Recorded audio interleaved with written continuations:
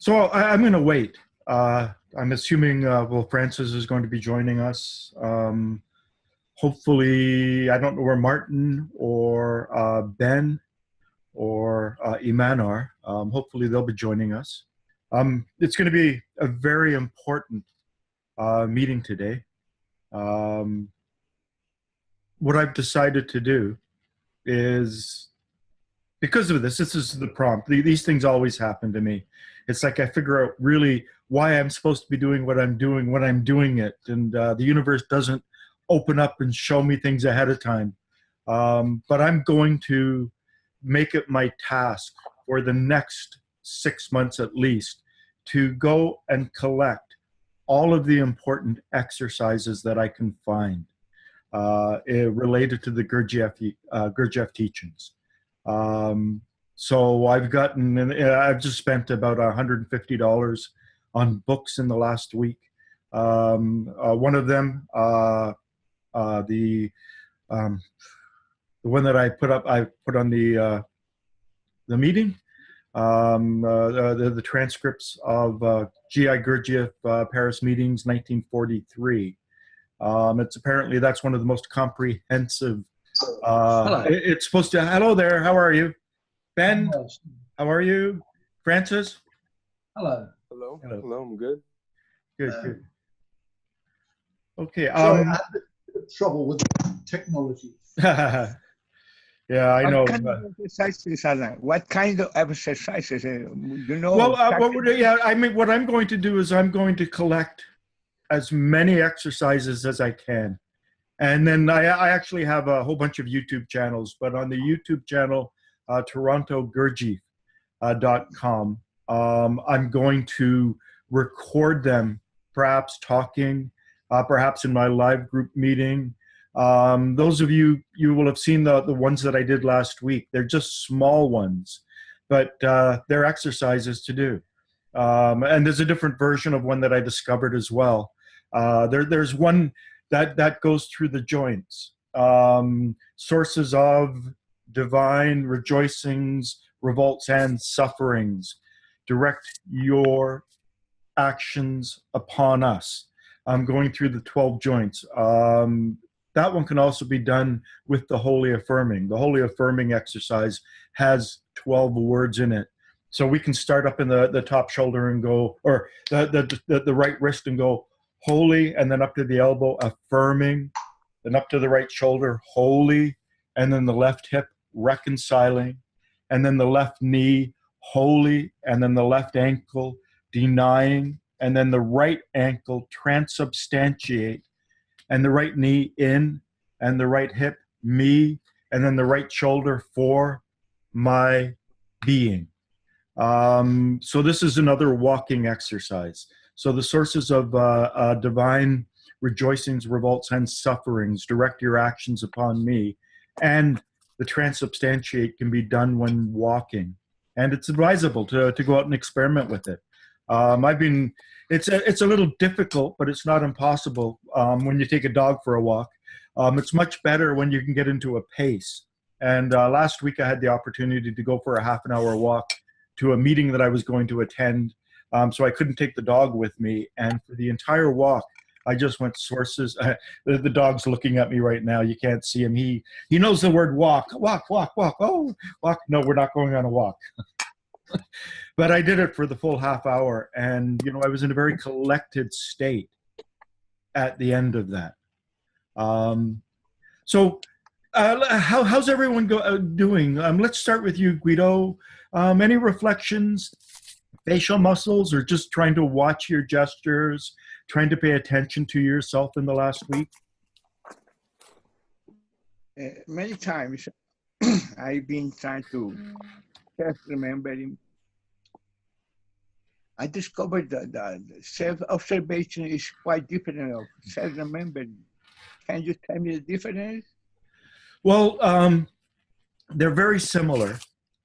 But self-observation, you focus on particular things in the moment. For instance, right now, I am focusing on the movement of my hands, even though a lot of my hand movements and gestures are not available. You can't see them. I'd have to lower the screen.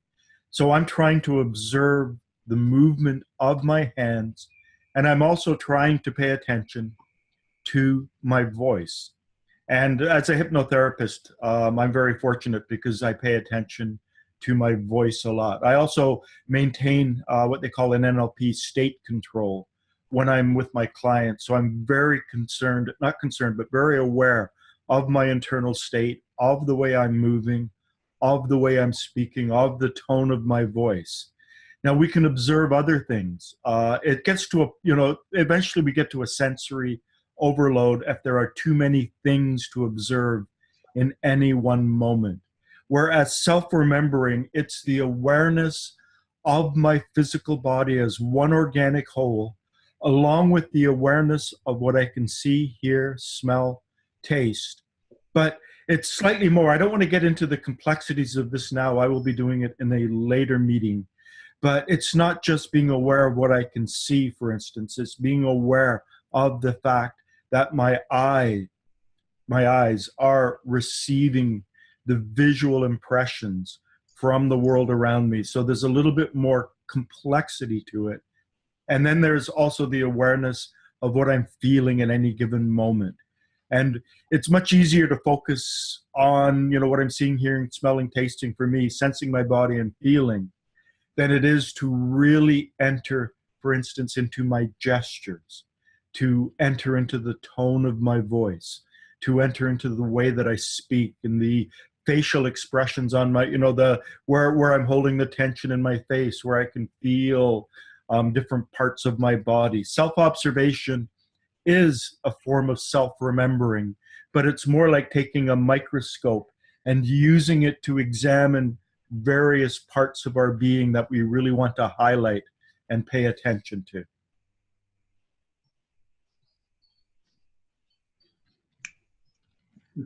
Okay. Ian, any comments? Yeah, I was focused on doing the bones and the marrow exercise. Okay. And I noticed when I would run through the however many bones there are, as I was doing it, I would feel my posture kind of shift, and I feel I would get more. I'd feel more stable in my body. The weight of my body would feel more present, and kind of grounded. And then if I continued, there were a couple of times where I was able to continue past 3 or 4, and I would get kind of this fizzing kind of feeling, mainly through my arms and legs. I had a really hard time getting into the spine, actually feeling the spine. It usually had more of a kind of I'd get a vague sense of it, but I couldn't quite tell if I was making it up or if it was I was actually sensing the spine up to the skull. But the leg bones and the arm bones were much easier to actually feel, with some gravity to them.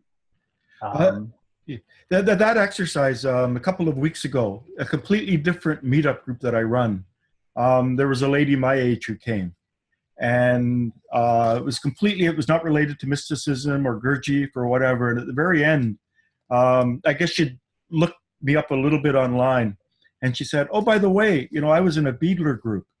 And Paul Beadler, he was studying architecture in Paris in 1923 when he heard about the Prieuré, and he went there. And for the rest of his life, he was a student of George Gurdjieff. He was a pretty remarkable man. Every 10 years, he changed professions. So he was an architect, and he was a ship's captain, and did various different things. But she was the one, when she came, I said, "You've got to come to my Gurdjieff meetings on Tuesday nights." And she came, and the first night I kept on asking her about all sorts of exercises and taking notes. And she said it's very important in the bones exercise and the 3 exercises that I did, even the joints exercise, to imagine an inner illumination that arises within the marrow of our bones. So it's not just a sensing exercise, there's a visual component. And so to imagine some kind of an illumination, she told me that she always imagined it as a green light. And I said to her, I've been doing it, imagining it like a yellow light, like the solar light of the sun. And she said she went home that night and she did that on the subway and whatever, and thought it was very interesting that she had always thought it and assumed it was a green light. So I guess it really doesn't matter. But she really emphasized to me that Beadler told her and the group, they were from Toronto, and they would drive down in a van to Northern Forest every 6 weeks. And they did it for 15 years, starting in the early 1980s. And then they would meet back here in Toronto at High Park and various places and have 2 group meetings per week. And then every 6 weeks, they would drive down to Northern Forest in Pennsylvania to spend the weekend with Beadler. And, you know, so it's like when she came to my group meeting, it's like, yes, gold. And she hasn't been connected to the work since, you know, she was there for 15 years. And then since then, she hasn't. So she's just thirsting for it, which is wonderful. But to imagine the illumination, I'm not that visual, but to try to imagine the illumination is also a very important part of that exercise. So when you had given it to us last week, you had sort of, it had run through, you know, the little graphic you made had run through the bones, and then at the end it was all of them and kind of visualizing the light. So is that what you mean? Like at the end we do it, or is it? No, I've actually, I think I took that end out. Because it's supposed to be as we do it. You know, where did I, you know, I've got so many things on my computer. I mean, I have your YouTube. I can look it up later. I just wanted to make sure I understood it correctly. Yeah. I adapted, I changed it slightly I took out or did I? I'm not sure if I took out, I think I did take out the flash of illuminating part. I just don't remember where I saved it on my computer, or else I would play it right now.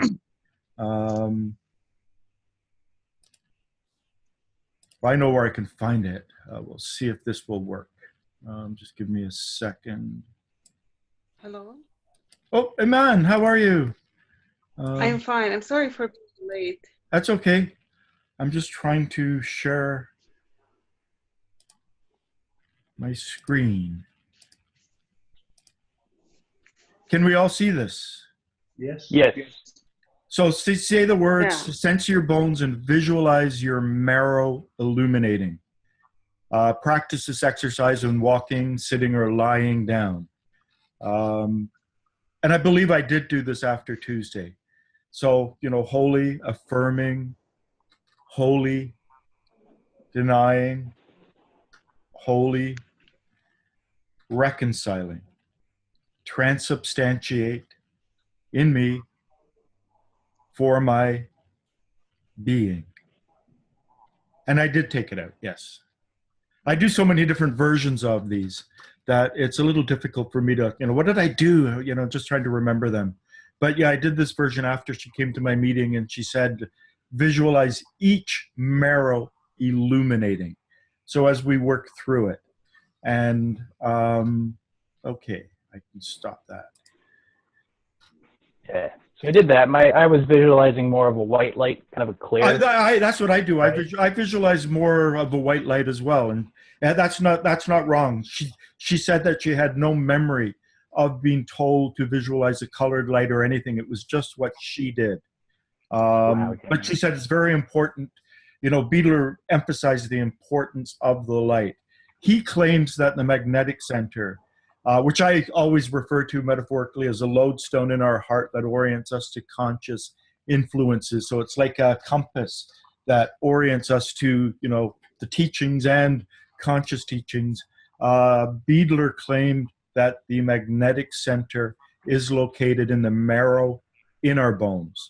So I assume by illuminating that, we're doing something with the magnetic center as well. And it's also a two-brained activity, not just the sensing, but the visualizing. And so we are harmonizing both our head brain and the body brain in that moment. And we're introducing what, Kathleen Hulme said was a regulator. I think I talked about this last week, that like a watch that runs down, each center is like wound up and it's got so much before it runs down. And if we can connect 2 or 3 centers together, we slow that down. So by doing the sensing and, sensing it in our body, along with the visualizations, we are actually introducing a regulator into the process and turning it into a 2-brained activity, and hopefully slowing down the unwinding of our centers. Any other comments, Ian? Well, just one other thing.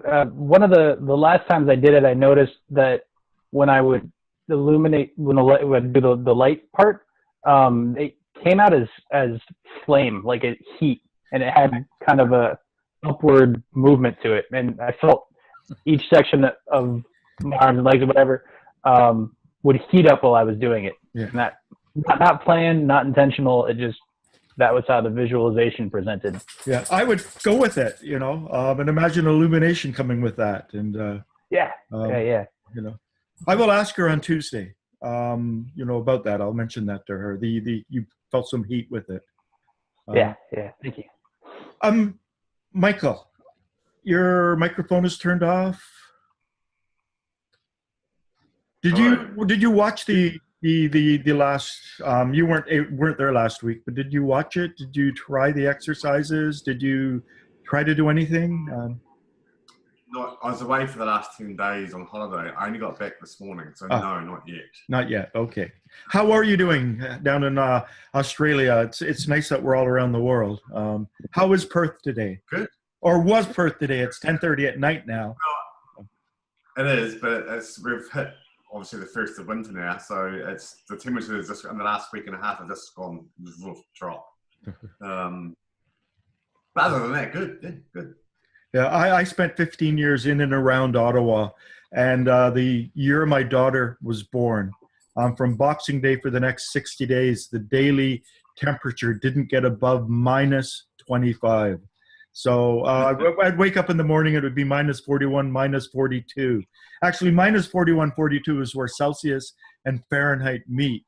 So you're having winter, are you? Just started, yes. Just started, okay. Ben, how are you? I'm doing good. So you want me to talk about the exercise? Or anything, any concerns, any questions you have, sort of. I don't have much. I just, when I did the exercise, I guess I saw yellow because the video had like yellow. Okay. Well, to me, yellow's the sun. It's the solar light. Yeah. And I had to have some color that, I tried white, and white just wasn't noticeable enough on the video. So I needed the distinction. But I also felt heat. Okay. I just felt like warmer after I did it. Okay. Like heat or something. It was very interesting. Okay. Francis, did you watch it? Yes, I did watch it.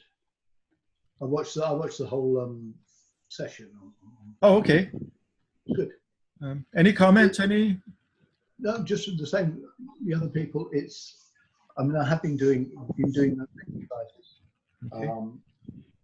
I use a golden light because it kind of ties in with other things that I've picked up, not necessarily from the same stream. Let's put it that way. So I use it as a golden light. It's a lovely exercise. I enjoy doing it a lot. What I've been focusing on this week, one thing that I've discovered about me over the years is that I am very, very sensitive to the moon. So I've been tracing my internal state, particularly the use of language and how it connects to the moon in this part of the world we face it, and paying attention to language, because I'm very interested in language and how I use non-words like okay and that don't actually mean anything, and what's really going on, because it's a very good way for me anyway to observe my own mechanicalness. And to begin to separate a little bit from it. But the exercises are lovely. I do them on the train. I do them when I'm walking. I do them quite a lot. I particularly like the wholly affirming, wholly denying, wholly reconciling, transubstantiate. And the other one you did was the holy God, holy firm, holy immortal, have mercy on us. And I'm really interested in this because it's, you know, the have mercy on us again is the law of three, isn't it? It's another. And I'm just interested. I've always been very interested to find out exactly what mercy is, because mercy kind of connects us and the higher beings. And it's one of those words which I don't think anybody really knows the meaning of, but in that context, it implies something very definite, very concrete, and mercy is a very specific thing. Anyway, I'm waffling a bit, but that's what I've been doing this week. The exercises are great. I love them. They're very good. Yeah. Thank you so much. You've done so much work on all this, making it available. I'm going to do a lot more. So, and I wanted to mention something that, this 1, 2, 3, 4, 4, 3, 2, 1 is a wonderful exercise for linking the two brains together. And I was trying to remember the one that I was taught, because you went A, B, C, D, D, C, B, A, B, C, D, E, E. That's you do a version with the letters. That gets way too much for me. And it's the backwards. It's because I only ever learned the alphabet forwards. I can't say it backwards. As a little boy, I knew I should have memorized it backwards, but I didn't want to. But I came across a numbering sequence that wasn't connected to the hands. But I suddenly remembered what I was taught. I was actually taught 1, 2, 3, 4, 4, 1, 2, 3, 4, 4, 3, 2, 1, and then 2, 3, 4, 1. Actually, I'm doing it wrong. It's 1, 2, 3, 4, 2, 3, 4, 1, 3, 4, 1, 2, 4, 1, 2, 3, 1, 2, 3, 4. So you keep on flipping around.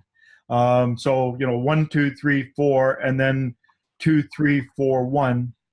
It's hard for me to do on camera. 2, 3, 4, 1, and 1, 2, and you loop around. And I'd never been taught to do the 1, 2, 3, 4, and to move with the opposites. And as you can see, I'm getting much better than I was a week ago doing this. But when I start to add the counting, it adds a whole different level. And when I try to add the numbers, or not the numbers, the alphabet, that adds a completely different level. But if you're on the subway or buses, I used to do this one, the counting one, just with one hand when I was on the subway and the bus and on transit. It's a really good focusing exercise. It requires a tremendous amount of attention, particularly when you add both hands. And if you notice, I'm not doing the counting, because that'll just mess me up. To do them together with the counting is a wonderful exercise. And I will be creating a YouTube video with this one on it to share with other people. What we were taught is not only this, but you also count in Russian. So it goes ras, dva, tri, chiri, chiri, and so on. So you go up to, I can't remember what it is, but you do the counting in Russian.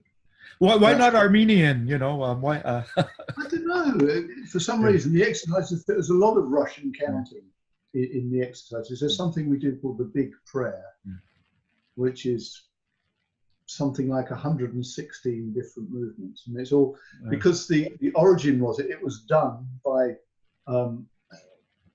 basically monks, but they had to do it in the dark. Okay. It was done in the dark, and so it was communicated with numbers, and it's very interesting. I have a friend who's fluent in counting to 10 in Japanese because of his martial arts, and they would do the movements and the counting and whatever. Iman, how are you doing? How are things in Damascus, Syria? Thank God things are much better. Nothing happened since last time, so it's a big relief. And regarding the exercise, I've been doing the exercise daily. I've noticed that sometimes, like after many days, I had that feeling like as if I was suffocated, and I thought, well, it's like I was fed up with my body. It's like I felt I was too much focusing on my body, and I felt like I couldn't breathe. I don't know why this idea came to me, and why I got very, like I didn't feel comfortable feeling that. Um, but also I felt heat after doing the exercise. And the good thing is, like, I've been noticing, I've been like a watcher, watching my feelings, my reactions, and I was, like in control more, like of my body and of my reaction. Yeah, I mean, the terms that I like to use are witness and observer, but watcher is a perfectly good word. And the fact that you came up with that term, to me, indicates that you're doing something correctly. We have to become the observer observing ourselves. That's good. Any other comments? Any? Okay, let's do. Okay, Iman? Yeah, I just want to understand, please, holy denying. What does it mean? And who is, like, when we call for the holy, holy affirming, like, what are they representing? Well, the thing is, these are all just names.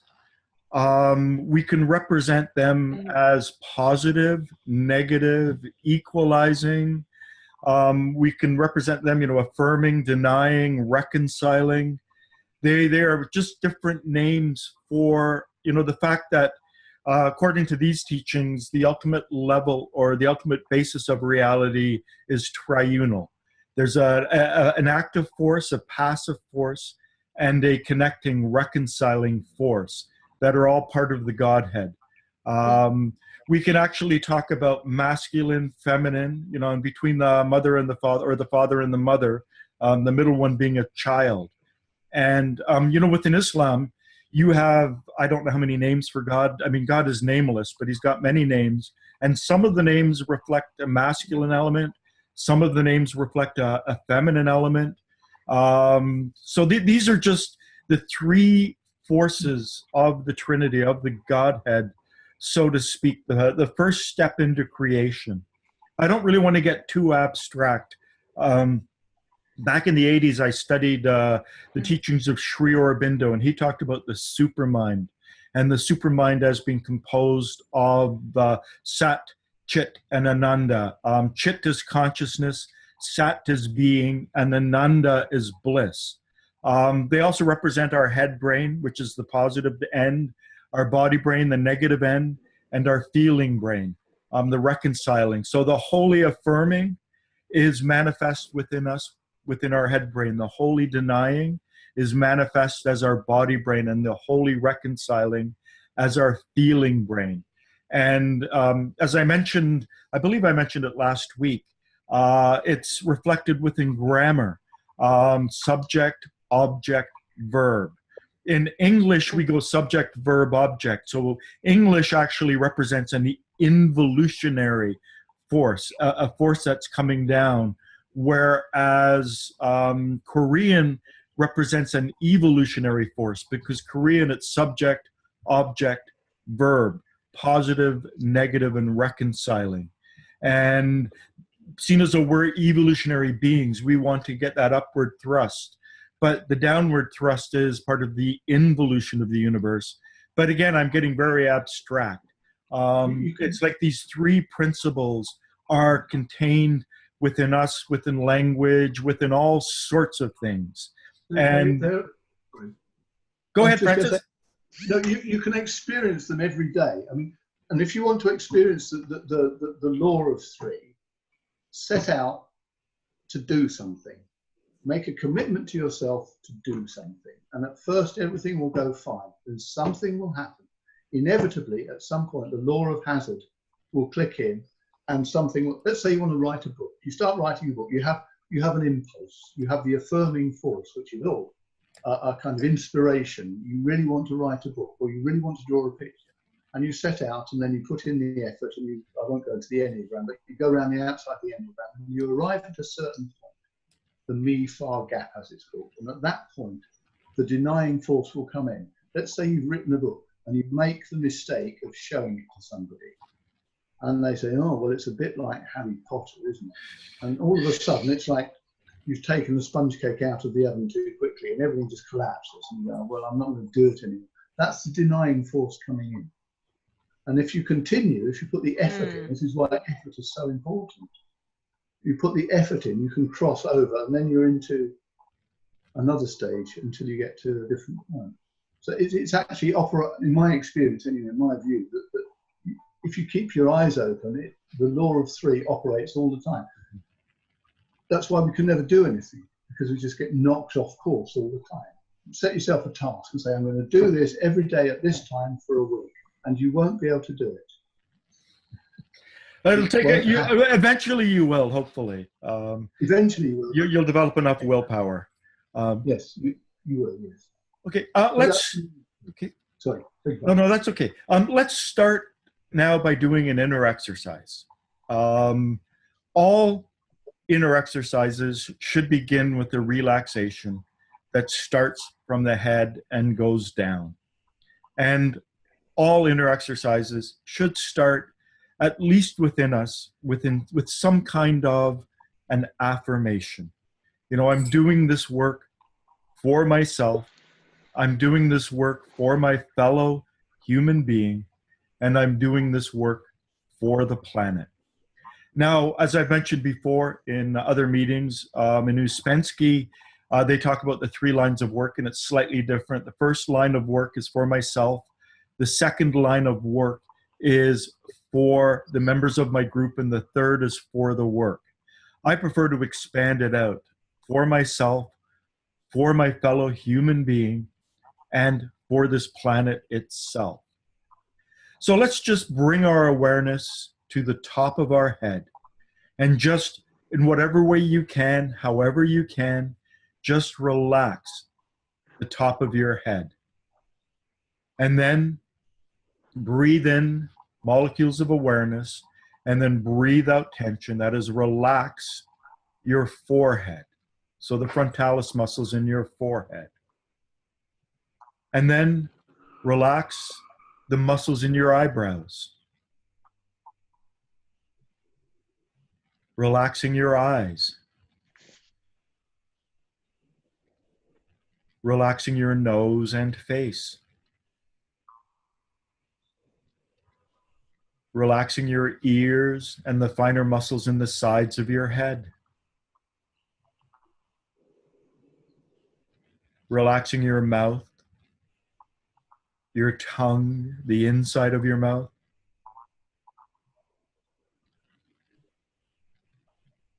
Relaxing your jaw.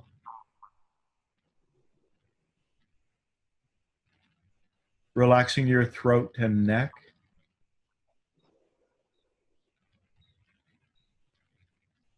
And then focus on relaxing your right shoulder.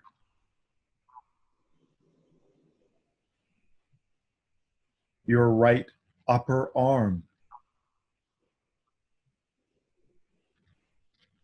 Your right lower arm. The muscles in your right hand. And then going up to your left shoulder. Relaxing your left shoulder. Your left upper arm.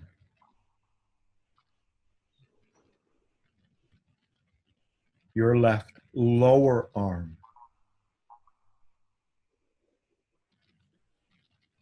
Your left hand.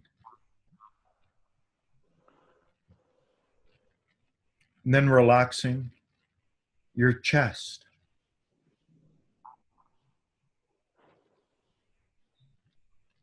Your midriff.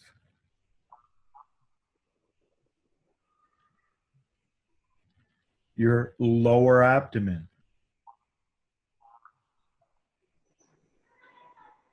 And then relaxing your upper back and shoulder blades. Your middle back. Your lower back. And then just let's go back up the top of the torso and relax the chest and upper back,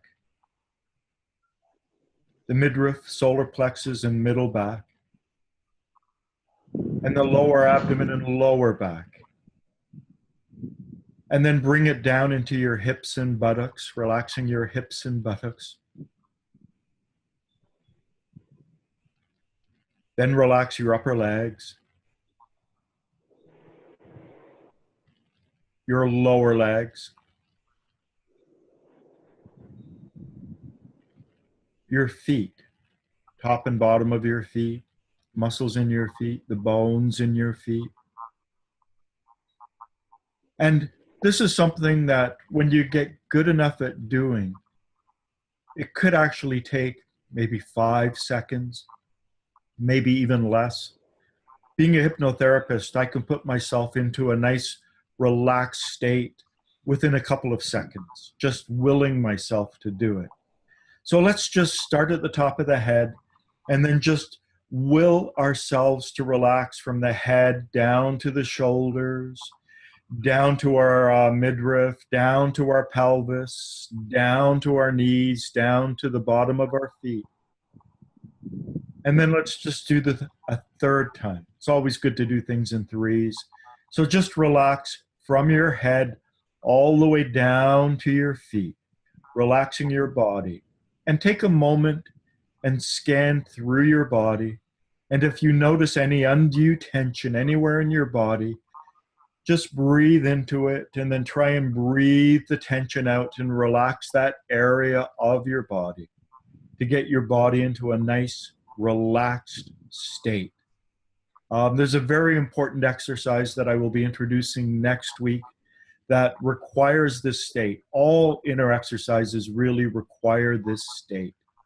The state of just getting your body into a nice, tranquil, calm, peaceful state from your head all the way down to your feet. So sensing your body like a wave of relaxation, as we say in hypnosis, a wave of relaxation from your head all the way down to the bottom of your feet. And Mr. Gurdjieff has said that there's only so far that we can relax our muscles. So for instance, the muscles in our forehead, the frontalis muscle, there's only so far we can do in contracting those muscles or relaxing them. But he says that even though the ability to relax the muscles is finite, the ability to relax itself is infinite. So in terms of relaxation, we can always go deeper and deeper. But it's good to start out with the muscles, to do this muscle scan in the body and just relax deeper and then deeper. And this is the basis for so many inner exercises, this ability to enter into a tranquil state. Whether or not we're on the bus, subway, train, I wouldn't advise it if you're driving a car, but if you're the passenger in a car, when we're sitting somewhere, if we're sitting on a park bench, if we just have a moment just to relax, to consciously relax our body from the head down to our feet. And the more we practice this, the easier it will get and the quicker we can do this. And then it's important to develop the sensation of self.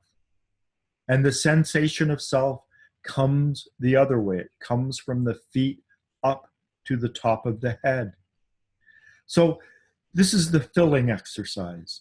And as a vessel fills with warm golden honey, begin and imagine just filling your body with sensation. And I have to say, the first time I was taught this exercise back in 2006, I found it really difficult to do. But when I narrate it, it's not that easy for me to do. But when I listen to it in a narration, it becomes much easier. I can really actually sense those parts of my body, something that has grown with practice. So starting with your toes, just filling your toes with sensation, and then moving up from the bottom of your feet up to your ankles, filling with sensation up to your knees, up to your hips and hands, up to your midriff and elbows, up to your chest, upper back, upper arms, up to your shoulders, up your neck, and then filling with sensation from the bottom of your feet all the way to the top of your head. Filling with sensation from the bottom of your feet all the way to the top of your head. And even though I'm going to continue with an explanation that I want you to follow along, so it will be an inner exercise, an extremely important inner exercise, probably one of the most important inner exercises that you can learn. Let's just bring this little section to a completion by saying, may results from this exercise, so just repeat that in your mind, may results from this exercise be transubstantiated within me for my being. And next week, I'm going to really, really dig deep into an exercise that more fully and completely explains that last phrase, the sort of post-affirmation, the importance of it. But this week, and I'm going to read this, to put it in my own words, why should I? It's so well done. Whoops. Can you see all of this, or is some of it cut off with the images on the right? Yeah, it's cut off a bit. Okay, let me just see if I can correct that.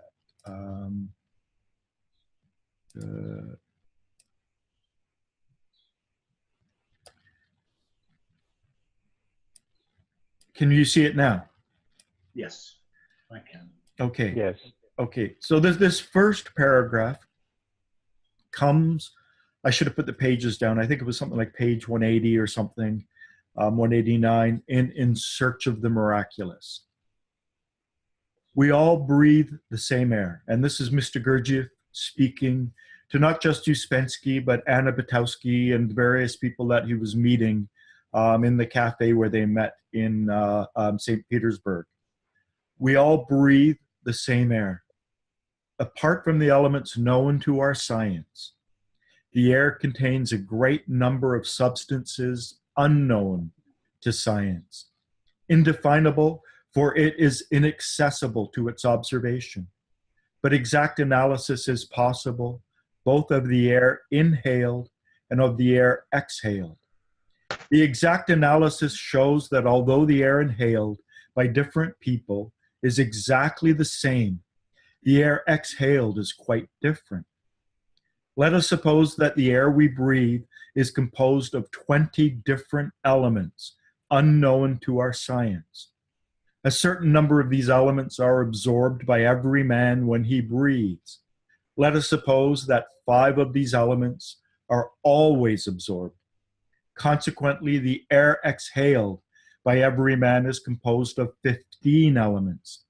5 of them have gone to feeding the organism, but some people exhale not 15, but only 10 elements. That is to say, they absorb 5 elements more. These 5 elements are higher hydrogens.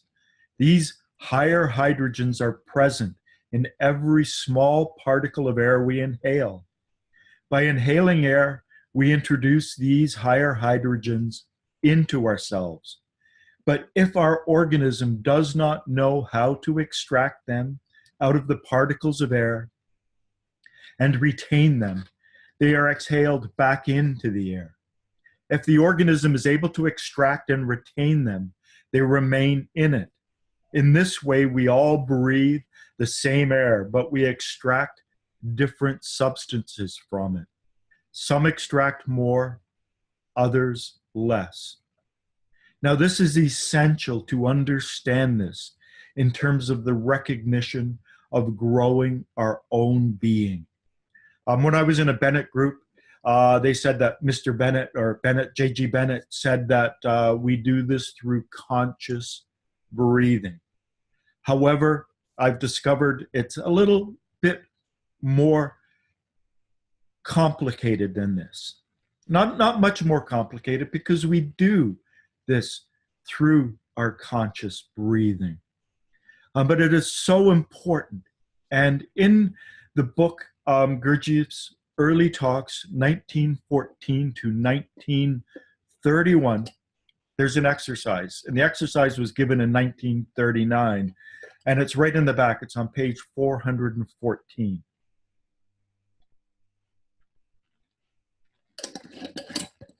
This is one of the most important preliminary exercises we can do. And they're quoting Mr. Gurdjieff.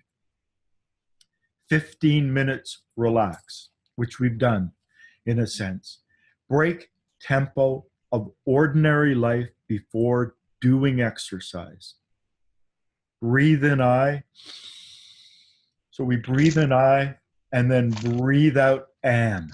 So I am. And so we say these words as we breathe in and out. And with all 3 parts do, not just mind, feeling, and body also. Make strong, not easy thing. So as we breathe in, I, and we breathe out, am, in your own way, however you understand this, try to involve your head, your feelings, and your body.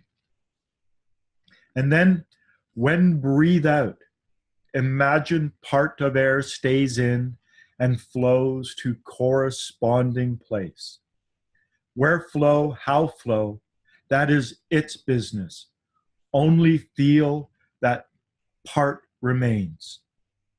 Before beginning exercise, say, I wish to keep this substance for myself. Without this conscious and voluntary labor on your part, nothing will be coded. All will evaporate in time. And here Mr. Gurdjieff is talking about the creation of our inner being, using our breath to help bring these higher substances within us that can then form the basis of alchemical reactions within our body. The paragraph above that I read, coming from In Search of the Miraculous, is another paragraph after that, where Mr. Gurdjieff says that in order to make gold, a little gold is first needed. So in order to begin the alchemical process, the transformation within us that leads to the creation of our inner beings, we must have some of these higher substances already within us to be there to perform the alchemical process, so that the higher can blend with the lower to meet in the middle. And it is through our breath and through conscious breathing that we breathe in these higher substances that are required for this alchemical process. Now, continuing, just with this small property in blood makes possible very big result if done with conscious labor. Without this, 1 month you must work for such result.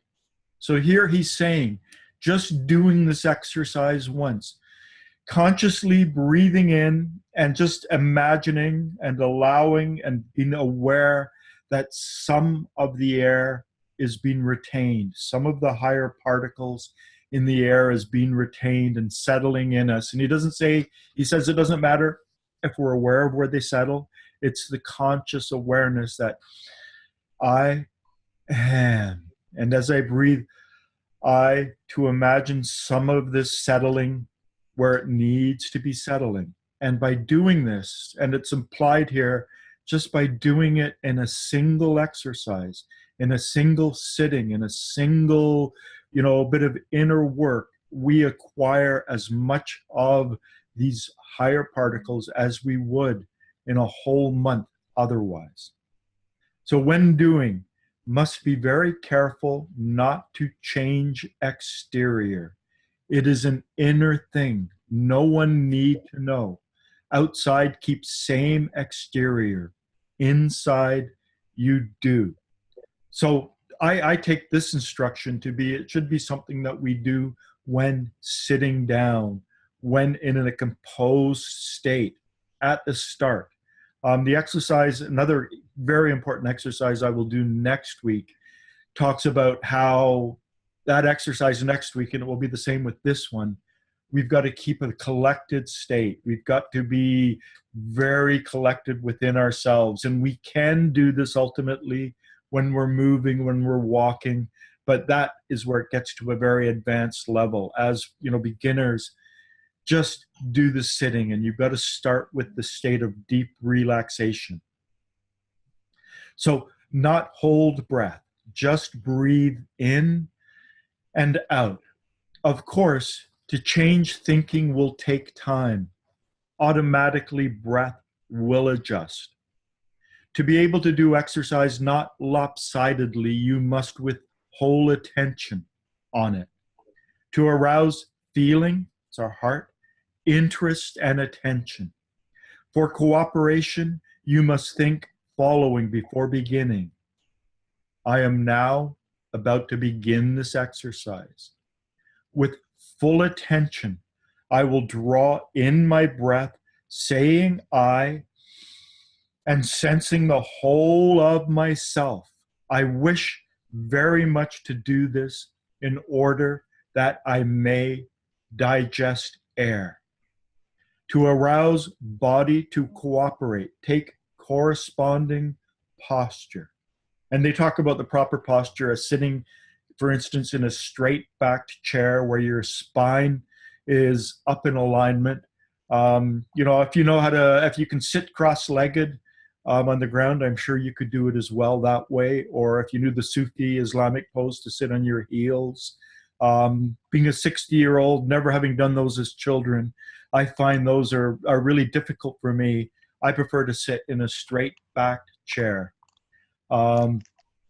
So to arouse body to cooperate, take corresponding posture.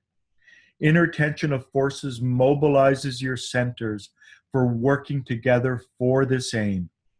In breathing out, imagine something flows like when inhaling cigarette. And this is also important. It's not listed here, but it's also important to recognize that not only are we feeding our body when we breathe in, we are also cleansing our body when we breathe out. And this is, I came across a sentence, I have no idea where, but it's somewhere in the teachings, that it's just as important to breathe out, because when we breathe out, we are getting rid of a lot of toxins in our bodies. Recently, scientists who had people, with the connected to a tube and, taking, minute analysis of the air we breathe out, have determined that approximately 70%, 70 of the body's waste products are actually eliminated through our breath and breathing. I tell people who suffer from anxiety, when they're in the anxious state, they're only breathing from the top half of the lungs. And not only is it important to take full breaths, the reason it's important to take full breaths is because we want to fully exhale. And there's an exercise for people who are having panic attacks. It's to breathe in for 4 and to breathe out for 8. And the breathing out for 8 allows us to really detoxify the body. and then breathing in for 4 brings in the air, and then the breathing out slowly and fully and completely allows us to get rid of those toxins. So, you know, here in breathing out, imagine something flows, like when inhaling a cigarette, or I guess it should be exhaling.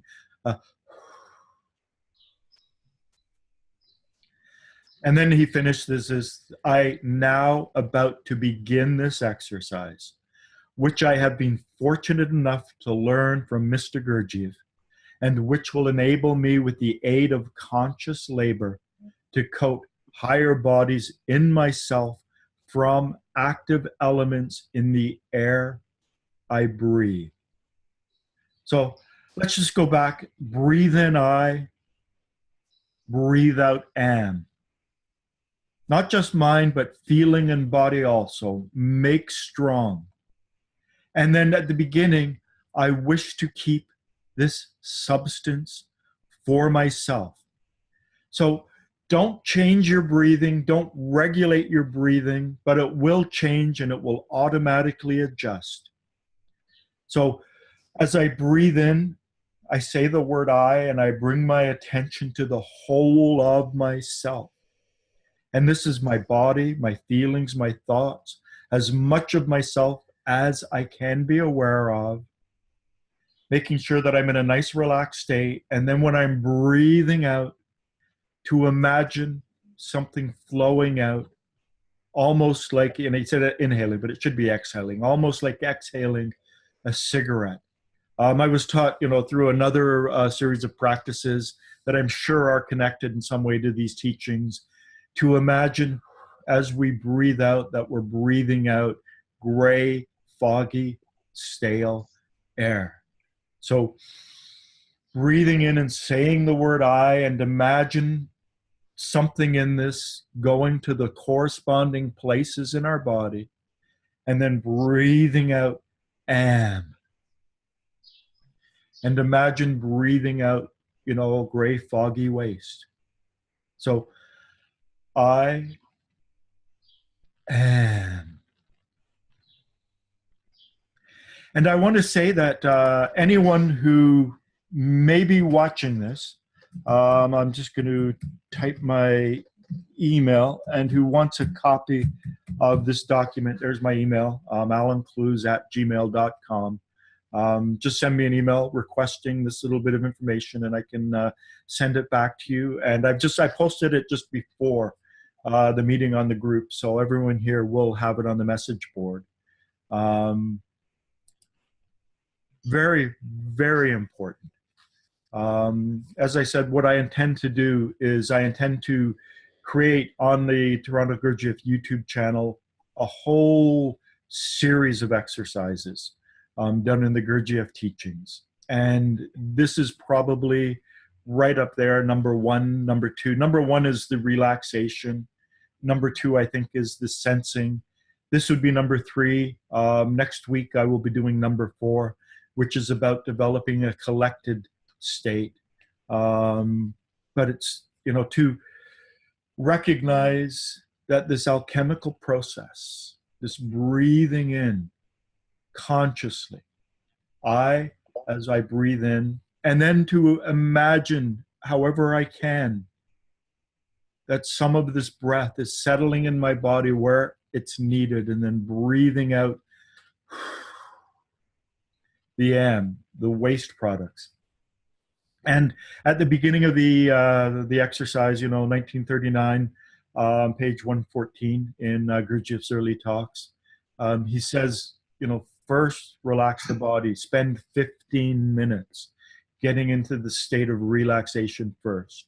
So it's predicated on relaxing the body. And this is, you know, a preliminary exercise for people is the 15 minutes, but the more advanced you get at relaxing the body, the quicker it becomes. I'm also going to be posting some videos on deep muscular relaxation. I've got an anatomy program that focuses on various muscles, facial muscles. The ability to relax all of the muscles in our face, for instance, is very important. then to relax all of the muscles in our body. J.G. Bennett says that Mr. Gurdjieff told him at night to learn to consciously relax 200 muscles in the body from the head down.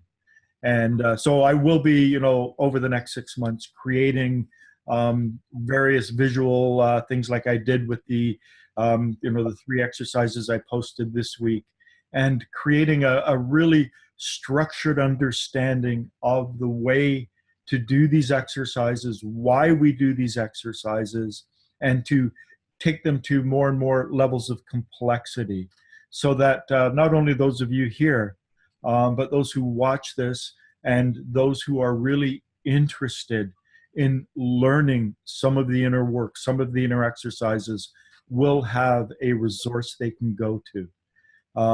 There's a big problem in the Gurdjieff teachings. There are about 3,000 active group members around the world, and most of them have gray hair and gray beards and wrinkles like I do. People who are young, they just are not interested in going to those meetings. I've known some people who've gone to the foundation groups in Toronto and other groups, and you know, they still teach and introduce these teachings the same way that they did 50 years ago.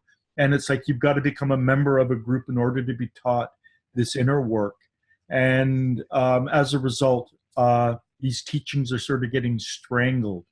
And people are not learning how to do these things. So one of my missions I feel compelled to do is to introduce this to a wider group with a proper explanation of how we do this.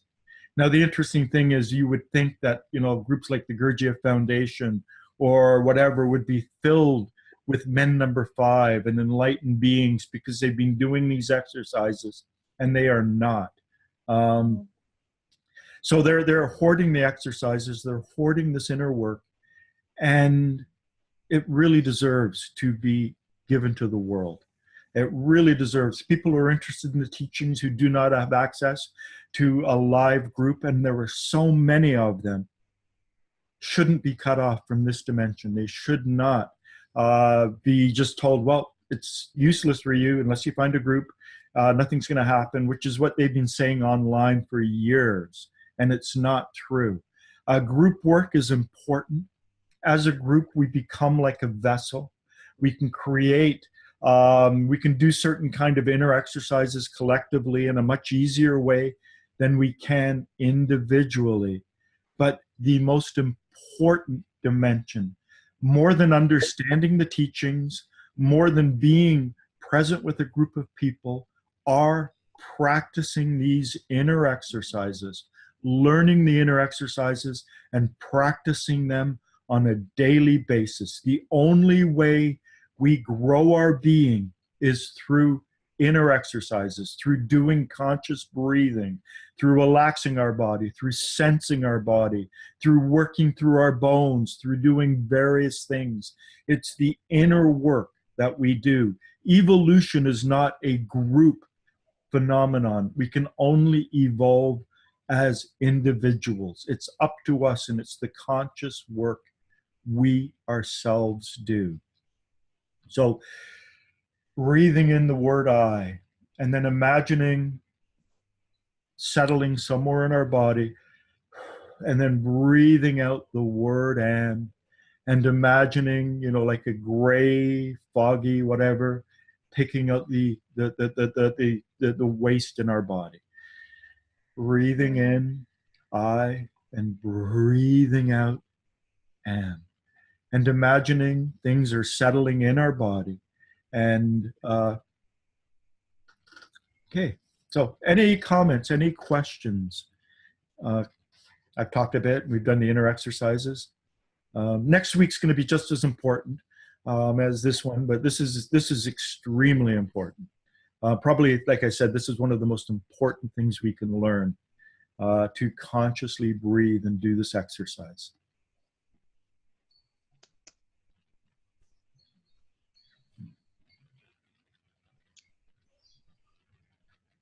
Any? Yeah, can I share? Oh, please, Iman, please. I felt a kind of numbness in my right part of my face. And I felt like a tension in my throat. Okay, for the tension in your throat, try and breathe that out. Try to breathe in into your throat and then breathe out any tension. And this is, you know, as we're doing the body scan, going down with relaxation. When you find tense places in your body, just breathe in relaxation, breathe out tension, and consciously try to relax those parts of the body. As in terms of the numbness, when I have clients in the hypnotic state, the easiest way to re-enter that state is to remember how you feel and the sensations of being in that state. And I always give them descriptions. And I say, do not be limited and bound by my descriptions, because some of these are opposites. And I say, some people, when they're in the hypnotic state, experience a heaviness. They feel really, really heavy. And other people feel a lightness. And then some people feel a numbness. And other people feel a tingling. So to feel that numbness in your face, to me, is an indication of, you know, a hypnotic phenomenon, and going into sort of, you know, that part of the face to achieve that numbness would have, you know, indicated a nice degree of relaxation. So that's a good sign, the tension in your throat. Just work on that. And I interrupted you, but if you can continue. Also, there was a taste of bitterness. I'm fasting, but I felt this taste of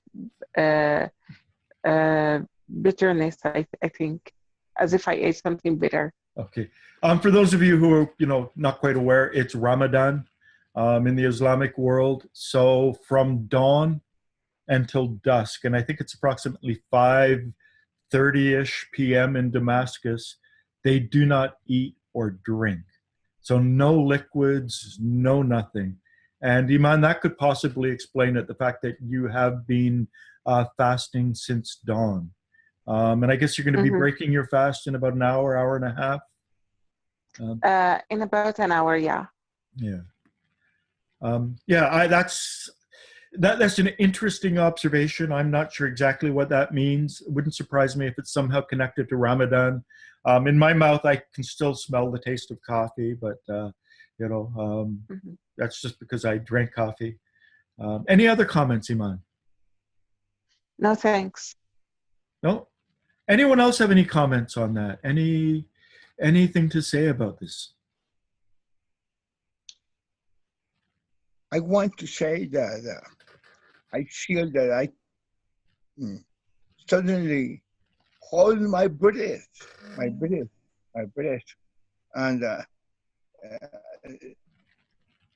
it sounds like I am forgetting to breathe.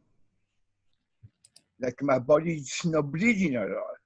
Like some sort of dying in the process of breathing, or holding the breath. And when I exhale,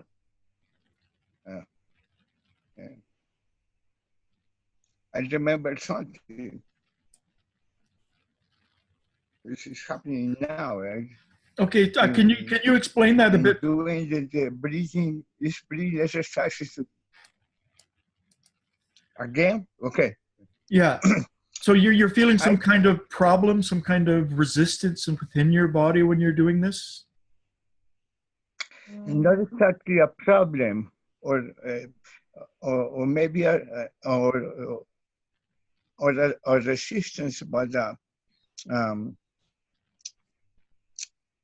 in order to concentrate myself, I hold the breath. You know, I just stop breathing. Okay. Consciously stopping breathing, and then start breathing again. It gives me some kind of pleasure, you know, because it's some sort of food that I'm that I'm taking from the air.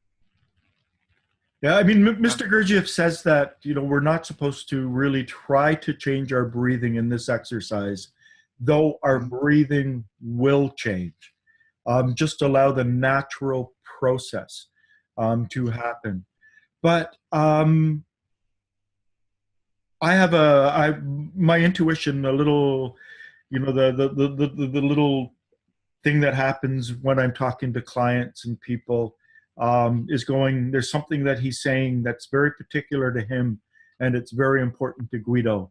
And I have a feeling that this may be related to some kind of scarcity and some kind of an emotional feeling within yourself, some kind of going back to childhood, having to hoard, having to hold on, having to, it's like you don't want to let go of it again. It could be, in relation to your parents, relation to your childhood, taught that resources are scarce. A lot of people with, breathing, when they hold it in, it's like money as well. Like I'm given money and I hoard money. And, I don't want to spend this. And I walk around, and I did this for years myself, where, I wouldn't buy new shoes. I wanted to make sure, and the universe says, just release it. It comes back. So I'm just wondering, we'll talk about this when we connect individually, but I have a feeling that somehow it's related to a sense of abundance or a lack of abundance and a fear of loss in your world. So you breathe in and you want to hold it in there. Yes. And just, let your breathing be natural. The in-breath follows the out-breath, and the out-breath follows the in-breath. And, I'm not doing this exercise, but at some other point throughout the day, perhaps do the 4 to 8 breath. So you breathe in for a count of 4, 1, 2, 3, 4, and then you breathe out for a count of 8, 1, 2, 3, 4, 5, 6, 7, 8, and then you don't have any air, and you have to take an in-breath. But I do not do this with this exercise. But perhaps some other point during the day, practice the 4 and 8. So you breathe in, and you breathe out. So you have to take a breath. For this exercise, we want the breath to flow naturally. We do not want to bring attention to it. We just want to, as we breathe in, we want to imagine parts of the breath sort of settling in the body. And as we breathe out, we want to imagine, in the way I was taught before in a different program, breathing out a stale, foggy waste, as Mr. Gurdjieff, sort of something like breathing out from a cigarette. Does that make sense, Guido? Absolutely. I used to do that kind of breathing while running. It gives me an impulse to physically run when I hold the breath and release it. But like I'm running and I hold the breath and I let it out, and my body easily runs by better. Yeah. And I don't know if you understand this. To a degree. I have my own really terrible story. It's not terrible, and it is terrible. My youngest daughter, she's now 23, but up until about the age of 4, 4.5, she was a breath holder. The first time it happened, it was absolutely terrifying.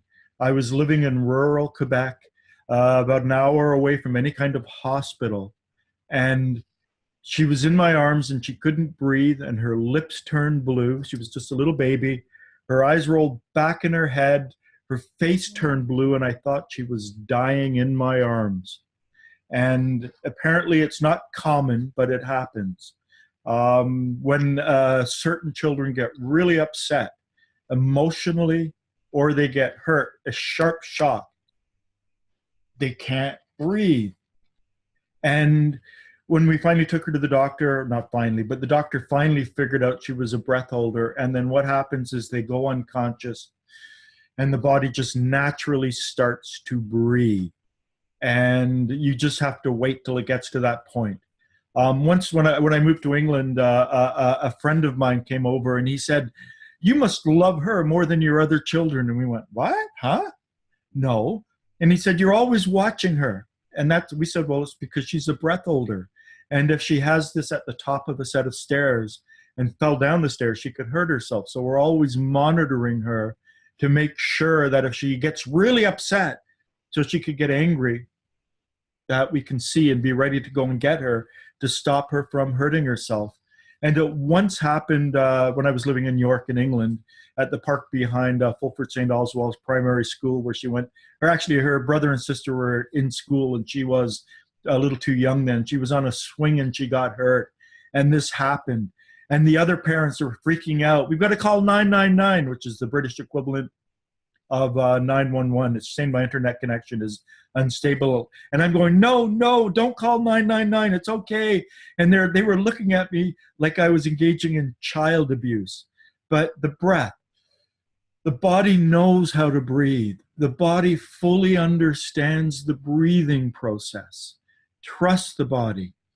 Just, the in-breath followed by the out-breath. Doing that, holding your breath and doing that when running is probably one of the reasons Mr. Gurdjieff didn't believe in people doing breathing exercises. He said that he made a lot of money because of all of these people who had learned from yogis. This was in the 1920s and whatever, incorrect breathing exercises. Now, as I understand it, he taught some breathing exercises, but only to his advanced students. For everyone else, he said, just breathe naturally. We can bring this conscious awareness to our breath, but just try to breathe naturally. And somehow you've gotten this part where you just don't let it go out properly. But we'll talk about that, when we meet up privately and try and figure out a way to counteract that. But just natural breaths, following the body's natural rhythm. Any other comments? Is there any connection between like this and maybe like the book "Life is Only Real When I Am"? Well, I mean, that's Mr. Gurdjieff. So there's a connection, but this exercise is not really in there. There are similar things in there that do talk about breathing.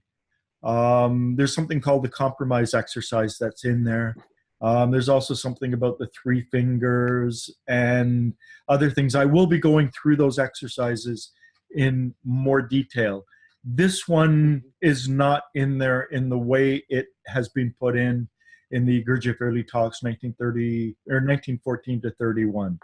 And I've given you in the message board of the group just the exercise itself, and it's the best rendition I have found. I've spent days looking through all sorts of stuff trying to figure out the best explanation and the best sort of description and instructions for this exercise. And I believe it's that exercise 1939, page 414 in that book. But there are exercises in Life is Real. Life is only real then when I am. However, you have to understand that, Mr. Gurdjieff said that he was writing 3 books, 3 series. The first series is Beelzebub's Tales. The second is Meetings with Remarkable Men. And the third is Life is Real Only Then When I Am. And I Am is the great I Am. That book is a very advanced book. And our exercises I am, or like, well, I don't understand. Yeah, I mean that the title, the I am, is the I am. I am. But what I'm really trying to get at, you read that book first. I did. And it is really for advanced practitioners in the work. There's stuff in there you cannot possibly understand without having delved into tales and meetings with remarkable men and hit those books over your head over and over again.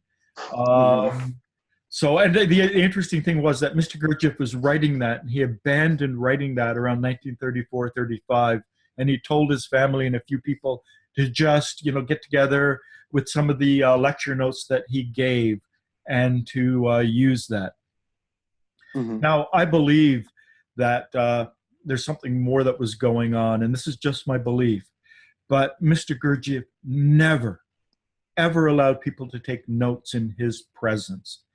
Uspensky and the rest of them, Uspensky had an incredible mind, and he could remember dialogue. The ladies of the rope or the women of the rope, they would all, as soon as they left him, they would immediately go to a cafe and then spend the next few hours arguing about exactly what he said. And so the women of the rope, those transcripts were what they wrote afterwards. Mr. Gurdjieff wanted people to remember them. However, starting in, I believe it was 1938, but primarily during the Nazi occupation of Paris, he actually allowed someone to come in and transcribe, take notes, exact notes of the group meetings.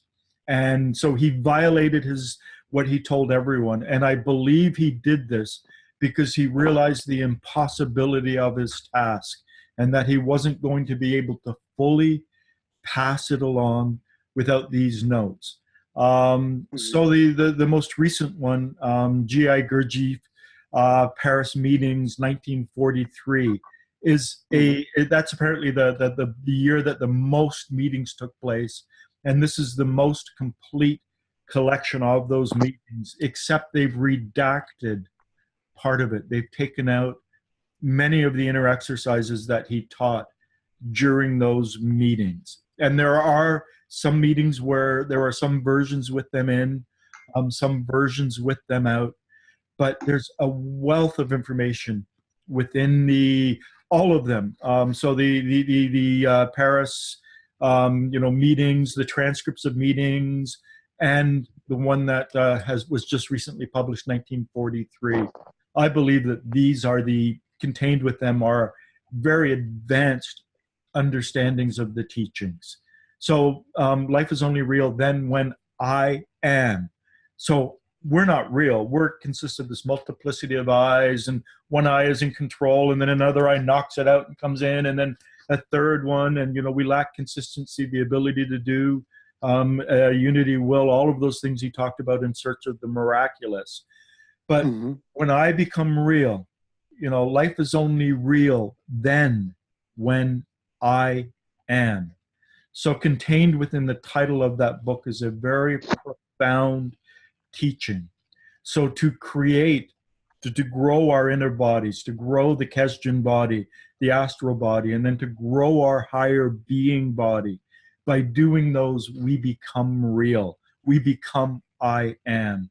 And then life becomes real. You walk into a room. You see all these chairs, you see a couch, you see tables, you see pictures. There are no chairs, couches, tables, or pictures in that room. A squirrel comes into the same room and they do not see chairs, tables, couches, pictures.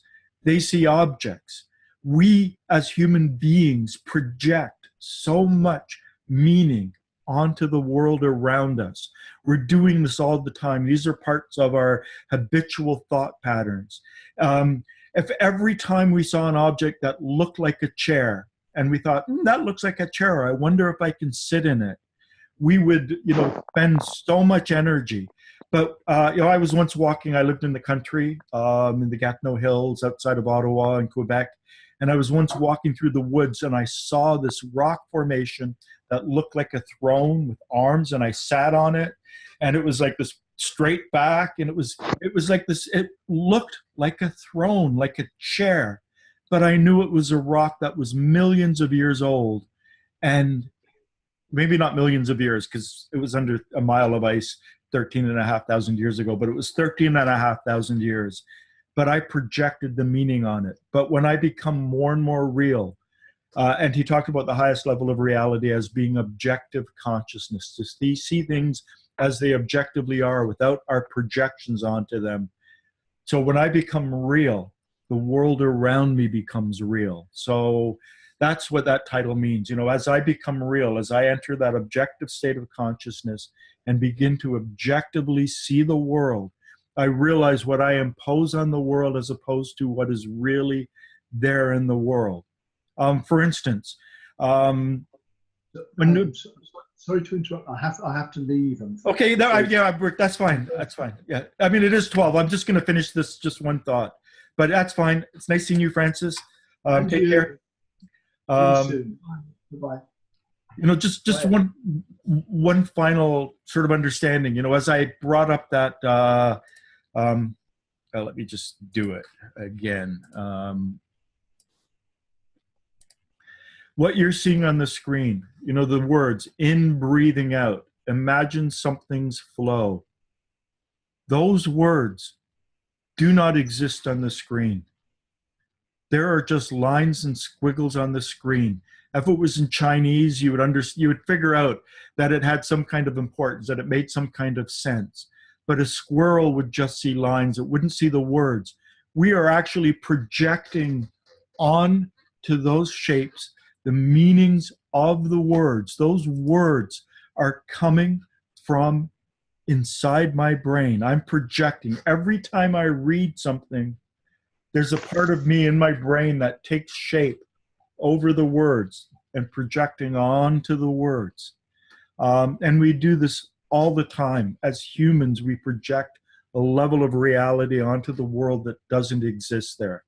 So when we're truly in the I am state, when the witness, when the observer, when the real I is fully awakened, we begin to see the world as it is real. So life is only real then when I am. Otherwise, it's just a lot of these internal projections.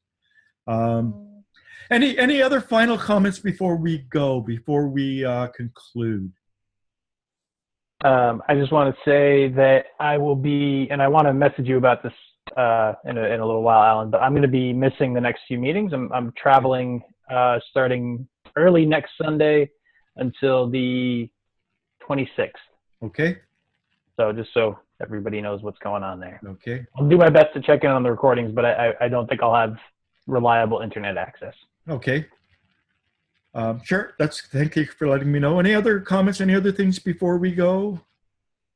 Is there any connection between that and like maybe like in the Bible where it says like I am that I am? Absolutely. Mm-hmm. That's, you know, Moses said, tell me your name, and God, I am that I am. Absolutely. The great I am. But we could speculate on that. The thing to do is to grow that part. That's the witness, that's the observer, that's the watcher, the I am. Okay. Thank you all for joining me today. Hopefully you'll have a wonderful week, and, you know, practice relaxing the body from the head down, developing that degree of sensation, getting into a nice collected state, and then breathing, you know, I am. And as we breathe in, imagine things settling somewhere in us. And then as we breathe out, imagine breathing out the waste. And then I am. Now we can do this elsewhere. We can do it when we're walking in different times, but only when we get extremely proficient at it. And I will build on this next week with the importance of what is called the collected state, to collect ourselves. It's also very important. Between this week and next week are going to be some of the most important meetings that we will have, and that so many other exercises will be predicated on this. These are how we actually coat our inner being, how we begin to draw those substances within us. Okay, thank you everyone for joining me. Thank you. Hopefully we'll be talking next week, and I'll be trying to talk to some of you individually this week. I didn't talk to anyone last week because I got 4 books and I was working through them and scanning some of them, and so, you know, that took up all my time. It's like I felt like a kid in a candy shop. Okay, take care. Thank you. Thank you very much. Bye.